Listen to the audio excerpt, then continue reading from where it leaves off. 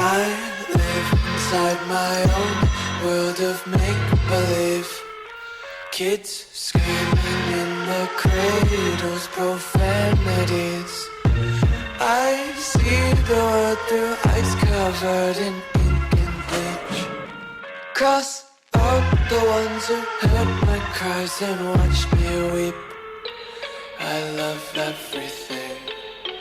Fire spreading all around my room. My world's so bright, it's hard to breathe, but that's alright. Hush.